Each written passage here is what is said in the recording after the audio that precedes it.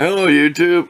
I lost the first couple clips of this video where I disassembled it like this and then wire brushed everything before I took the flapper disc to it, but I knew you will enjoy how the wrench turned out. So sit back and watch the rest of the video what I saved.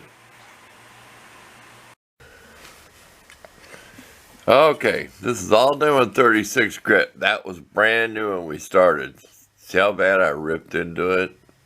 $4.50. Okay, this is a 60 grit, but we're thinking about going right to the 120.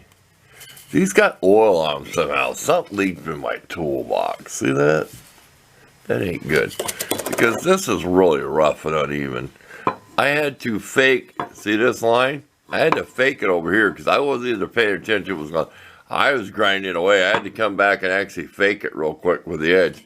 And that's not easy going like that, trying to go this way. But be careful. You can use the very edge of these, but they will chunk off on you. So danger, don't hit stuff the edge of these, or they can shatter and mess up. See where it's all lumpy and uneven? You know, if you look, like it's not a smooth transition. So we're going to 120 just with leather gloves on in my hand, sitting over there by the door, because we had this clamped on the vise outside so we could really get rough. These are sharp edges. They're almost knife sharp, like right here, that would cut you. Remember, this is curved, so I'd go down this side, then I'd go down that side, this side, this wrench weighs less than what it did before. And we are going to weld that, yes, for sure. We're going to grind it out of there and weld it, MIG weld it. So, it's break time for us. We'll take a little break, warm up, and then we'll go back and sit by the door where it's a little warmer.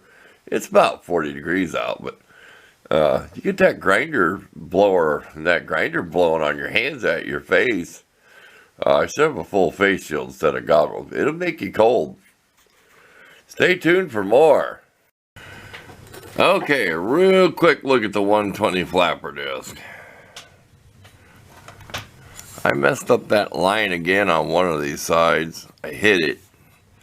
We may take some smaller. So the rest is going to be done just with my scrubby abrasive wheel.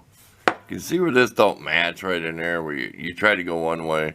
So we'll try to even out with that. It'll be good enough. So it's not going to be a polished finish, but see where we ground it out so we can weld that? Put some big hunks of weld in there.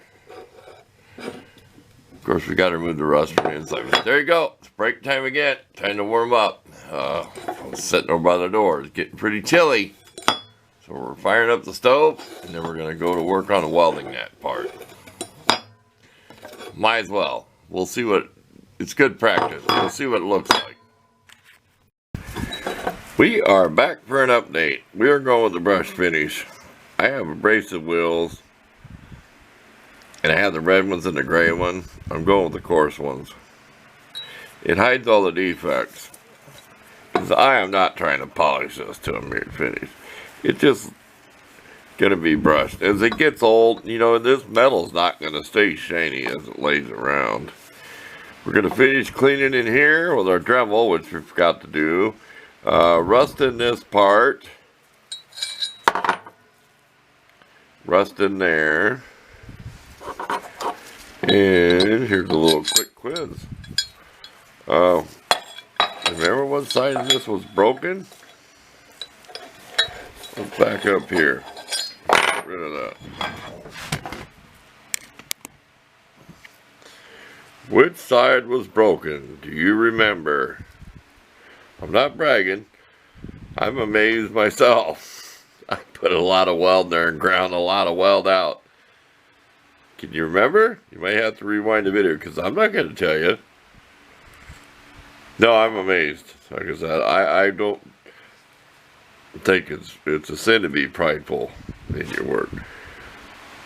I'm just amazed it turned out that good.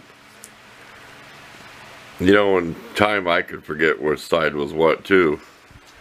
There you go. That's all you get of that. And you can think about it. Probably just rewind the video. Okay, we're going to clean up some more rust, and you won't see this again until it's painted in here. Video is becoming too long. We are done with this. We decided to paint that black in there because it's chipped and it was pretty nasty. We just shoved our pin in there. It's in there pretty tight, but there we go. We decided not to try to erase the letters off the top, take the paint off the top. Just too much work for me.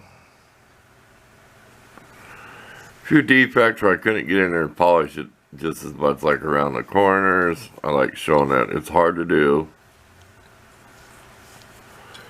But there you go. We decided to put on kind of a muted background instead of a blue towel, but to see what it looks like. Just some kind of a natural color. And did you go back in the video to see which side of this was welded? I could easily forget. I got the rust out of there the best I could. I should paint inside there with some gray primer on tools. You can actually paint that inside just because you can't get every little spot of rust. So I do have some gray primer I could put in there, primer sealer, but there you go. It's got the lines, but I wanted the machine look. You're not going to get a chrome finish out of this whole thing. So this will probably just be a wall hanger. I really don't have much use for something like that. I have crescent wrenches. So thanks for watching. At the end there'll be a picture when this was rusted before I wire brushed. Because I started a video, then stopped, and then started again. And that way you can see it when I first got it, how rusted it was. So thanks again for watching, and like I always say, look for the pictures at the end.